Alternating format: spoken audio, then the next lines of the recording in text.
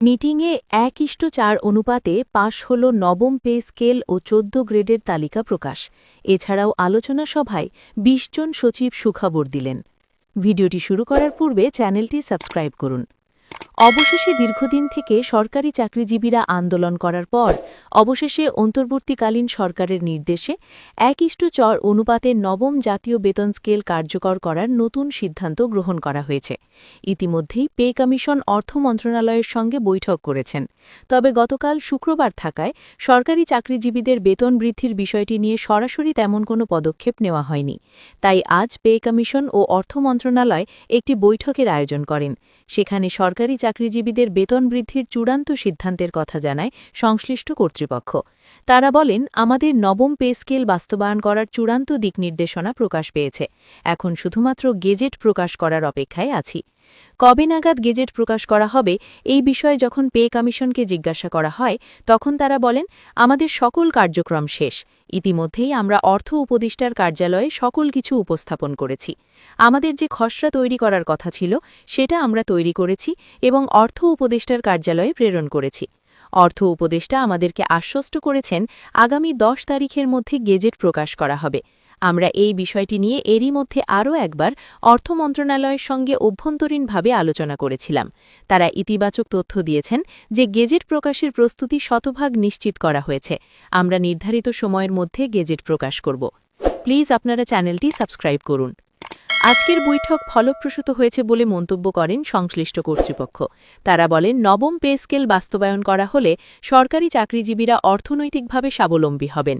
বিশেষ করে যারা 17 থেকে 20তম গ্রেডের কর্মচারী আছেন, তাদের অর্থনৈতিক সমৃদ্ধি বৃদ্ধি করার জন্য ধারাবাহিকভাবে নবম পে স্কেল বাস্তবায়ন করার সিদ্ধান্ত নেওয়া হয়েছে।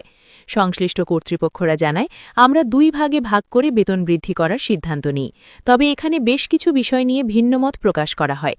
প্রধান উপদেষ্টা বলেন, আসন্ন নির্বাচনের আগেই আমাদের বেতন বৃদ্ধির সকল কার্যক্রম শেষ করার প্রত্যাশা রয়েছে, কিন্তু এর আগেই সকল কাজ শেষ করা হবে বলে শতভাগ নিশ্চয়তা দেওয়া হয়। আগামী 10 জানুয়ারির মধ্যে পে কমিশন তাদের রিপোর্ট জমা দেবেন।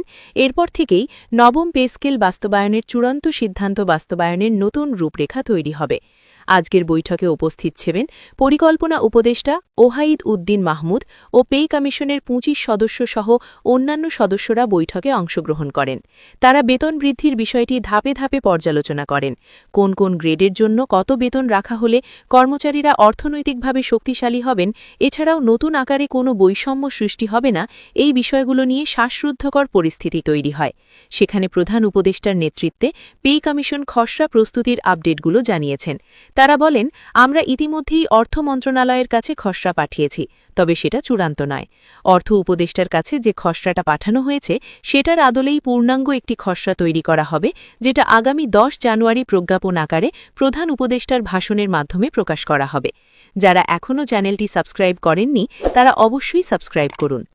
পে কমিশন আরও বলেন, আমরা শুধুমাত্র গেজেট প্রকাশের জন্য চেষ্টা চালিয়ে যাচ্ছি, কেননা কোন কোন গ্রেডের জন্য কত বেতন বৃদ্ধি করা হবে এ বিষয়ে ইতিমধ্যেই খসড়ায় লিপিবদ্ধ করা হয়েছে।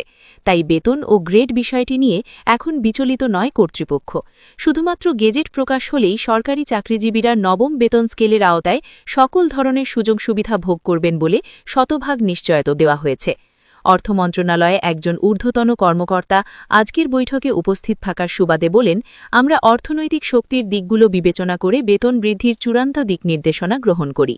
আমরা চাই কর্মচারীরা স্বাচ্ছন্দ্যে জীবনযাপন করুক, কেননা বাংলাদেশের বর্তমান অর্থনৈতিক পরিস্থিতির দিক বিবেচনা করলে কর্মচারীরা অত্যন্ত নিম্নমানের বেতন পেয়ে থাকেন। তাই তাদের বেতন বৃদ্ধি করে নতুন আঙ্গিকায় যোগান দেওয়ার সিদ্ধান্ত নেওয়া হয়েছে। বর্তমান সময়ে কর্মচারীরা যে বেতন পায় তা দিয়ে চলা খুবই কঠিন হয়ে পড়েছে, যার ফলশ্রুতিতে 1:4 অনুপাতে বেতন বৃদ্ধির বিষয়টিকে আমলে নিয়ে গেজেট প্রকাশের তৎপরতা চালিয়ে যাচ্ছেন অর্থ উপদেষ্টা।